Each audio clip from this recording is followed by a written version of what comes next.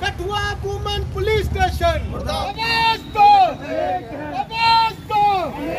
तानाशाही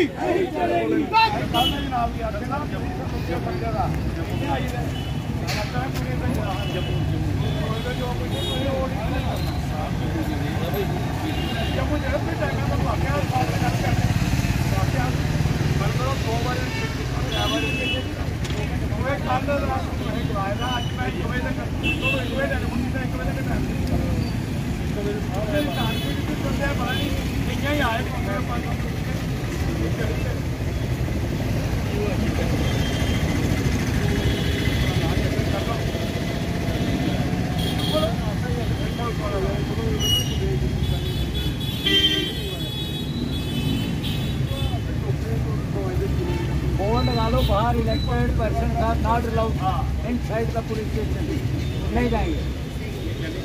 लगा दो बोर्ड बाहर, और क्या होगा? 12 साल तक रखा है।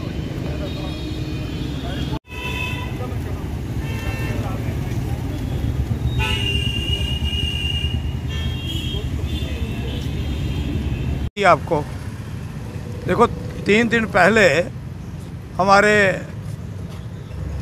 जोगिंदर जी काउंसलर हैं वार्ड नंबर 17 के, वो कोई आपस का किसी का झगड़ा था, तो काउंसलर हो, सरपंच हो, पंच हो, एमएलए हो, पब्लिक तो उनके पास ही जाएगी जो चुने हुए नुमाइंदे हैं। ये हमारा मसला है, हमारा झगड़ा है। तो ये वुमेन सेल में हमारे काउंसलर चले गए और वहाँ बैठ के आपस में बातें कर रहे थे, लड़ाई मिटाने की कोशिश कर रहे थे। तो बीच में एक हवालदार लेडीज, उन्होंने बदतमीजी इसके साथ, जोगिंदर के साथ की। आप क्या लेने आए? अपने गंदे लफ्ज जो इस्तेमाल किए, वो मैं नहीं इस्तेमाल करना चाहता, लेकिन उस हवालदार ने किए। इसने सोचा कि ये हवालदार है, चलो इसकी मैं कंप्लेन करता हूँ। वहाँ मौके के ऊपर मुंशी जो कमरे में बैठता है, तो ये जब मुंशी के पास गए तो उसने बोला, भाई क्या कंप्लेन है, क्या हुआ? उन्होंने कहा भी ये मैडम ने मेरे साथ बदतमीजी पेश की आई है, बदतमीजी मेरे साथ की। क्या बदतमीजी की? वही बदतमीजी उन्होंने उसको बताया। तो उसने कहा तू भी वही है जो मैडम ने कहा। ये बदतमीजी के ऊपर बदतमीजी, ये बर्दाश्त नहीं होगी। ये चुने हुए नुमाइंदे हैं, हम लोगों के पास, लोग हमारे पास आते हैं, लोगों के काम हमने करने हैं। लोगों ने हमको चुन के भेजा है। ये म्युनिसिपल काउंसिल पूरी 1.5 लाख जनता की, ये काउंसिल चुन के उन्होंने भेजी है 1.5 लाख जनता की राखी करने के लिए, शहर को बचाने के लिए, शहर को खूबसूरत बनाने के लिए। तो ये हाल करते हैं ये वुमेन पुलिस स्टेशन वाले। उसके बावजूद हमने कल पूरी काउंसिल की टीम हमारी एसएसपी ऑफिस में गई, भाई चलो वहाँ जाके कंप्लेन करते हैं, जहाँ तो नहीं सुनवाई। लेकिन एसएसपी साहब से मैंने टेलीफोन पे बात की, वो कहते हैं मैं जम्मू में हूँ। मैंने कहा ऐसे ऐसे कोई कंप्लेन लेके आए हैं, तो उन्होंने कहा एडिशनल एसपी या डीएसपी वहाँ हैं, उनसे बात कर लो। हमने डीएसपी साहब के साथ बात की, रिटर्न लिख के दिया, लेकिन उसके बावजूद हमने कहा कि कल 1 बजे तक इन दोनों को आप सस्पेंड करो। अगर सस्पेंड भी नहीं करोगे तो ट्रांसफ़र करो। मुझे तो पहले ये बताओ, ट्रांसफ़र पॉलिसी, एक एसपीओ जो बेचारा 3000 रुपया तनख्वाह लेता है, उसको बनी से उठा के, बिलोवर से, लोहाई मलार से उठा के कठुआ में आप लगा देते हो। 3000 से उसका बनता क्या है? वो जाती हैं आप लोग करते हो। लेकिन जिसको 12 साल हो गए जहाँ पुलिस स्टेशन बैठाए हुए हैं, वो कौन सा रूल है, वो कौन सा कानून है? इसका मतलब है दाल में कुछ काला है। जो 10 साल से 12 साल से जहाँ पुलिस स्टेशन के अंदर बैठा है, क्या इनको नहीं पता वे इतने साल का क्या कर रहा है? एक ही आदमी बड़ा लायक है, क्या नाम है उसका, रोशनदीन। वो इस वुमेन सेल चलाने को एक ही आदमी पूरा लायक रखा है इन्होंने, और नहीं है जहाँ बाकी कोई कांस्टेबल, हवालदार, एएसआई और पुलिस के आदमी। ये यहाँ के एक्सपीरियंस उन्होंने देख लिया भी, ये काउंसलर है, ये बेचारा शेड्यूल कास्ट है, ये फलाना है, इसको कौन पूछेगा, कौन इसकी सुनवाई करेगा? बदतमीजी गाली निकाली, चाहे शेड्यूल कास्ट हो, चाहे राजपूत हो, चाहे ब्राह्मण हो, इंसान इंसान है। लेकिन इनकी सोच जो है वो गलत सोच है। हमने डीएसपी साहब को कहा था वे 1 बजे तक कल तक आप काम करें, नहीं करोगे तो हम फिर धरना लगाएंगे। कल का हमने इनको 24 घंटे हो गए इनको बताए हुए कहे हुए, किसी के कान में जूं नहीं रिंकी, किसी ने हमें दोबारा नहीं पूछा। भाई आपका 1 बजे तक टाइम दिया था, हमने वो हवालदार को बुलाया, पूछा या आप बताएं क्या, आओ बैठ के बात करें। लेकिन लापरवाही, इन्होंने सोचा ये कैसे क्या चुने हुए नुमाइंदे हैं, ये जानते नहीं हैं। सरकार भी हमारी है, पार्टी भी हमारी है, लेकिन ये क्या करते हैं, लोगों के साथ बदतमीजी करके लोगों को यहाँ मारा पीटा जाता है। बदनामी किसकी? हमारी पार्टी की बदनामी करते हैं। ये हमारे चुने हुए नुमाइंदों को नहीं छोड़ते थे, हम लोगों को क्या हाल करते हैं। ये अभी 15 दिन पहले हमारा काउंसलर अजय जी वहाँ पुलिस स्टेशन है जहाँ वुमेन सेल में गए थे, एक मियाँ बीबी का मसला था। इन्होंने कहा उस इंचार्ज को कि आप इनको दोनों को बिठा के इनका आपस में कंप्रोमाइज़ करवाएं ताकि ये सेटल हो जाएं। काउंसलर कह के बाहर चले गया तो उस औरत के सामने घर वाले को चपेड़े मार दी 2-3 इन पुलिस चौकी वालों ने, जो थाने वालों ने। उस आदमी को जब चपेड़े पड़ी वो तो सारी उम्र याद रखेगा, इस औरत की वजह से मुझे, अपनी जनानी की वजह से मुझे पुलिस स्टेशन मार पड़ी, कितनी उनकी बनेगी। हमने कहा इनको बिठा के इनका फैसला करवाओ, आपस में इनके गिले शिकवे दूर करो। लेकिन ये आप बात करते हैं, ये हाथ है इस पुलिस स्टेशन की। एक तरफ कहते हैं पुलिस और पब्लिक का एक अच्छा राब्ता होना चाहिए, ये राब्ता है पुलिस और पब्लिक का। इसलिए आज हमने जहाँ धरना मारा, धरने पे बैठे हैं। अगर वो उनको नहीं उठाएंगे, नहीं सस्पेंड करेंगे तो धरना आज हम उठ के चले जाएंगे। कल हम डॉक्टर श्यामा प्रसाद मुखर्जी चौक के अंदर कल हम वहाँ धरना लगाएंगे और बड़े जोरों शोरों के साथ लगाएंगे। अभी तो ये हमारा थोड़ा सा टेर रहा है, पूरी काउंसिल की टीम है, अभी काउंसिल की टीम है, ये 15 काउंसलर यहाँ बैठे हैं, बाकियों को वुमेन को हमने कहा नहीं। लेकिन कल हम पूरे के पूरे और पूरी टीम हमारी पार्टी की भी सब लोग वहाँ बिठा के इनका वही इलाज करेंगे जो हमने कहा। धन्यवाद सर। जिस तरह आज का जो धरना है, हमारे सारे काउंसलर कठुआ के इलेक्टेड जो काउंसलर्स हैं उनके साथ हम इस वुमेन सेल पुलिस स्टेशन के बाहर बैठे हैं। मसला बड़ा गंभीर है कि एक तरफ कोई सरकार हो, कोई तंत्र हो, और ख़ास करके जो पुलिस का तंत्र है वहाँ हमेशा कहा जाता है कि पुलिस पब्लिक के जो रिलेशन हैं वो बेहतर होने चाहिए, और पुलिस पब्लिक के रिलेशन को बेहतर तरीके से उसका तालमेल बनाने के लिए ही इलेक्टिव रिप्रेजेंटेटिव होते हैं वो होते हैं। लेकिन बड़े अफसोस की बात है कि जो इलेक्टेड रिप्रेजेंटेटिव हैं शहर के, आज की डेट में 21 वार्ड हैं इस कठुआ के, इसका मतलब ये हुआ कि जो 21 इलेक्टिव रिप्रेजेंटेटिव हैं उनके पास लोग अपनी समस्याएं लेकर आएंगे। ये भी बात सत्य है कि कोई कंप्लेनेंट सही भी हो सकता है, कोई कंप्लेनेंट गलत भी हो सकता है, लेकिन बीइंग ए इलेक्टिव रिप्रेजेंटेटिव उसको पुलिस स्टेशन में जाना पड़ता है। और मैं ये समझता हूँ कि पुलिस की बहुत सारे केसेस में उसकी समस्याओं को ख़त्म करने में उनका बहुत बड़ा रोल रहता है, बहुत बड़ा योगदान रहता है। बहुत सी जगहों पे जहाँ पुलिस नहीं होती है वहाँ हमारे सोर्सेस काम करते हैं और उन सोर्सेस के आधार पर पुलिस कहीं ना कहीं कामयाब होती है। लेकिन बड़े अफसोस की बात है कि एक इलेक्टिव रिप्रेजेंटेटिव लोगों के साथ 10, 20, 25 लोगों के साथ जब थाने में पहुंचता है तो उसके साथ जिस तरह की अभद्र भाषा का प्रयोग किया जाता है, जो मेरे ख्याल से किसी भी समाज में, किसी भी तंत्र में बर्दाश्त के काबिल नहीं है।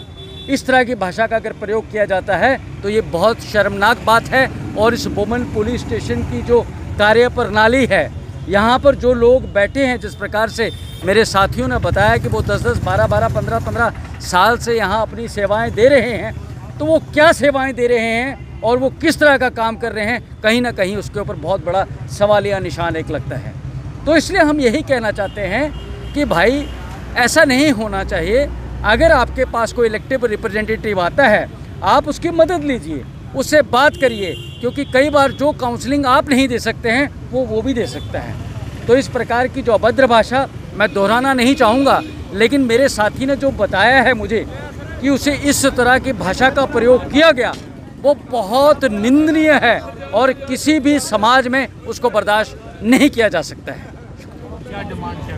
डिमांड ये है कि जिन लोगों ने, देखिए हमने कल इस संबंध में हमने कंप्लेन दायर की थी एसएसपी साहब को, हमने वहाँ पे जाके जो है वो रिटन कंप्लेन भी दी और हमने कहा कि जो भैया इन लोगों को जो है वो फौरी तौर पर यहाँ से हटाया जाए, फौरी तौर पर। अब कहते हैं एसएसपी साहब नहीं हैं, भैया एसएसपी साहब अगर 8-10 दिन नहीं आएंगे तो इसका क्या मतलब है?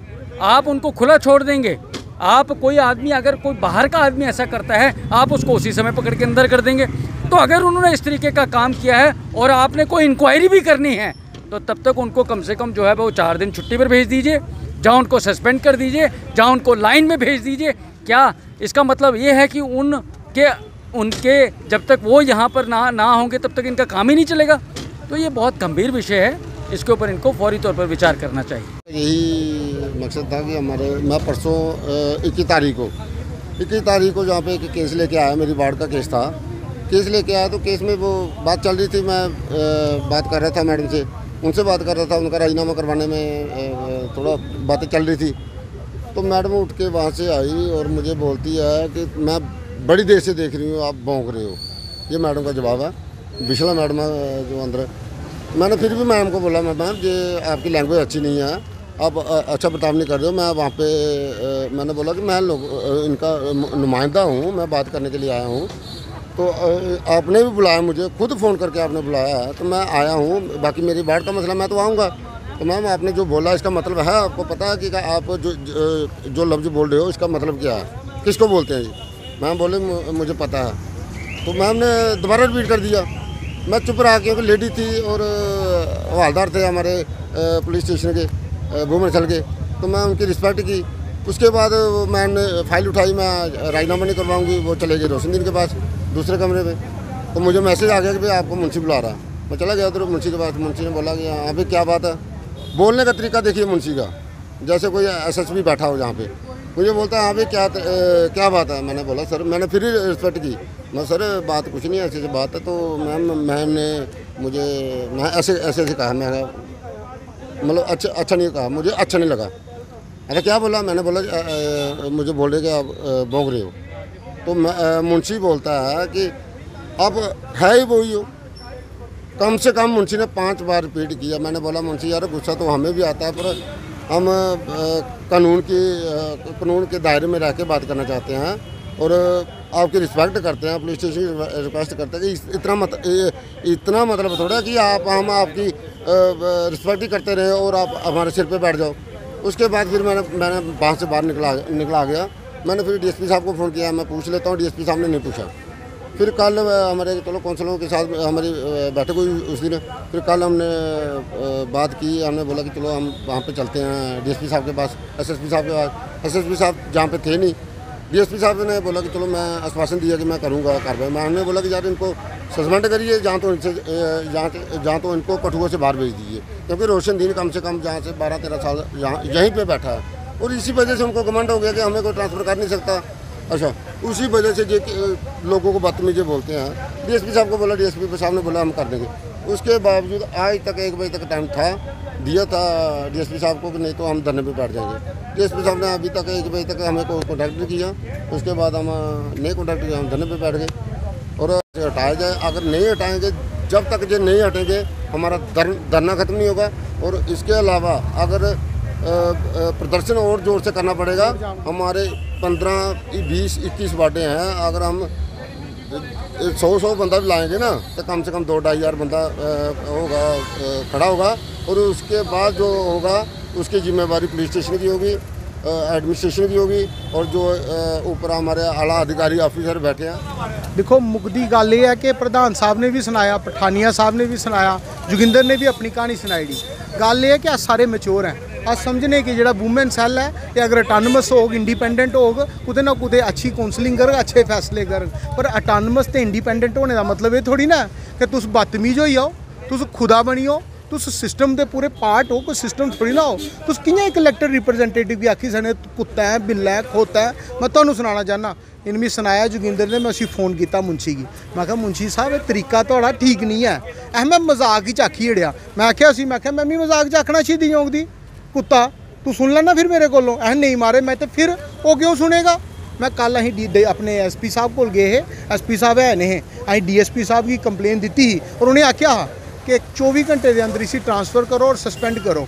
ताकि एक मैसेज पूरे शहर च जाए कि अगर इलैक्टेड रिप्रजेंटेटिव का यह हाल है तो कॉमन मैन का क्या हाल करते होने और साड़ी के मांग है कि जल्द तो जल्द इसी सस्पेंड किया जाए, इसकी ट्रांसफर की जाए, नहीं तो कल जो धरना होगा परसों सोमवार वो भयानक रूप होगा, रोड जाम की जाए, फिर उसका जिम्मेवार सिर्फ और सिर्फ पुलिस।